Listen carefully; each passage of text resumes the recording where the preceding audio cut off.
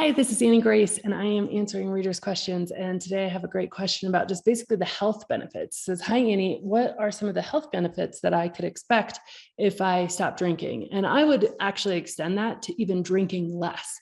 So if you drink less alcohol, you also get so many health benefits, which is super exciting. So I'm just going to go through a few of the top ones that people are really excited about. And some of them are, might be more exciting for you than others. So first of all, let's just talk about vanity for a minute, right? Like it is incredible what happens to your skin, to like the glow of your skin, to the fine lines and wrinkles, to like your eyes, how white they are, the whites of your eyes, your teeth. My teeth used to be pretty much permanently sort of stained purple between all the coffee and the wine. And I don't do any specific dentist oriented teeth whitening or anything. My teeth are super clear. So many people report this. All those little veins on your face, a lot of that has to do with alcohol and dehydration. Just not drinking makes you much more hydrated in general because alcohol is a diuretic. So all of your cells kind of like poof up and you just look so much younger. Literally, people have, I've seen, oh gosh, probably hundreds of before and after photos now. And sometimes I'm just like, how is that possible? Like, I don't believe it. I'm like, take the picture in the same light without the makeup or, blah, blah, blah. And sure enough, it is uncanny how much better you can look without alcohol. And I say that as a health benefit because we know that when our skin is looking better, when our teeth are looking better, when our eyes are brighter, when we're clear, we're more focused, it is very much reflective of the health that we have on the inside. Bags under the eyes. I think that's another thing that has really gone away in so many people because of alcohol disrupts your sleep. In fact, it so deeply disrupts sleep patterns that puts people in a place of chronic exhaustion, but it disguises itself because it helps you fall asleep faster. So it's one of those interesting things. A lot of things about alcohol are like this. They seem on the surface to do one thing well, like, oh, it helps me fall asleep, but actually it disrupts your REM sleep. So you're basically never getting the deep sleep that you need in order to truly feel rested. And there's so many examples of that. So that's from a vanity perspective. Another thing from a vanity perspective is just how you actually can drop pounds, which is really interesting. A lot of things happen to facilitate this. I mean, first of all, alcohol is empty calories. It is processed almost exactly like sugar in the sense that while it doesn't have any sugar because it has a very high caloric content with no nutrients, it gives you that spike and gives you a lot of energy, but it's empty energy.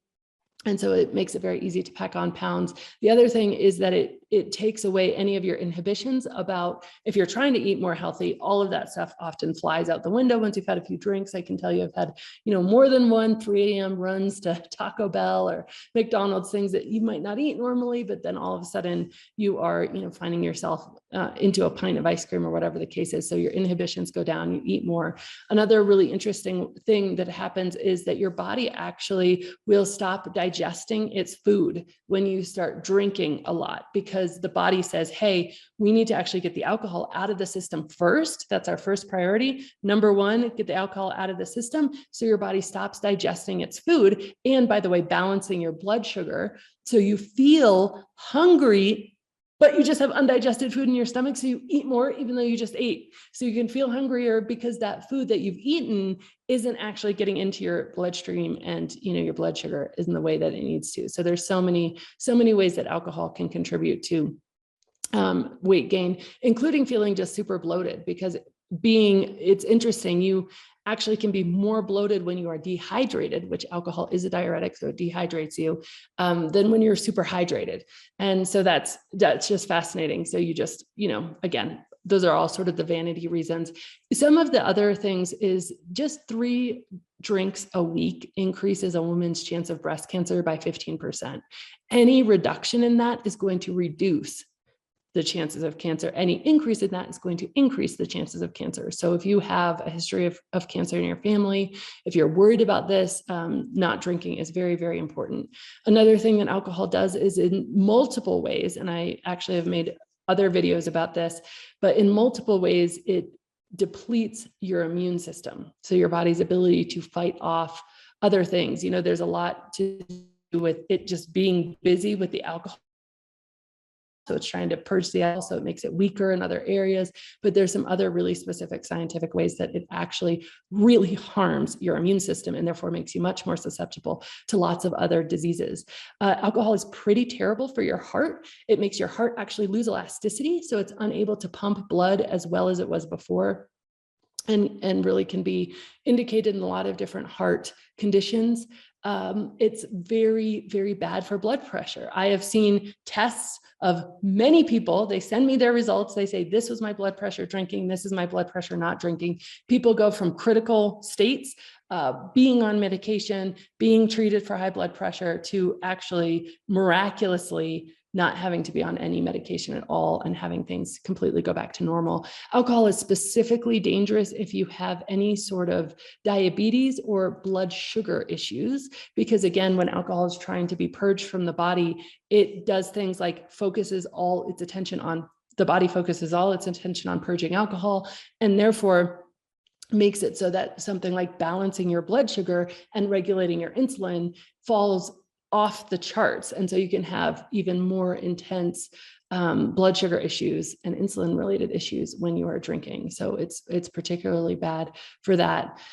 And wow, it's indicated in 60 plus diseases, in 10, I think, different instances and types of cancer. And I can't even think of one thing that is not affected in your body by alcohol. It diminishes your speed of thought, so it makes you think more slowly. And, that can be one of the reasons we do drink. We drink for that numbing thing, but it actually makes the neural synapses in your brain and the responses between thoughts slower. Of course, there's a lot of health drama when we lose our sense of balance. And so again, I can't tell you how many people have sent me in pictures of themselves. And these are often in the form of thank you letters, because this is where I was, this is where I am today, but pictures of broken noses, gashes across their face, just having tripped and fallen. So there's a lot of actual physical damage and injury that can come. And then this isn't exactly a health thing, but alcohol is indicated in 75% of child deaths. It is indicated in almost all suicides have alcohol in the bloodstream, and almost all cases of sexual assault, especially in colleges, have alcohol related things.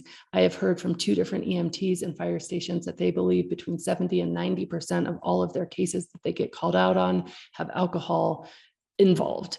And so, yeah, there's lots and lots of good reasons. All that being said, I don't like scare tactics. I actually think that we can have this moving away from energy where we don't want any of that in our life, but it doesn't always last. And I really believe in moving toward energy of looking forward to the things that can become so great. The side stitching laughter, the absolute joy, the finding your true self, your true wisdom, your true voice, really learning how to live a life that you love. All of those things are moving toward things. And if you're curious about any of those things, that is really what we focus on in the alcohol experiment. It isn't about scare tactics. So if you'd love to try that out and join us, it's not scary. It's not a big list of everything wrong. Somebody asked, so I had to answer, but the alcohol experiment is just all about all of the things that you can gain and just trying that on for yourself to see if it's really true for you. So that is always free at alcoholexperiment.com.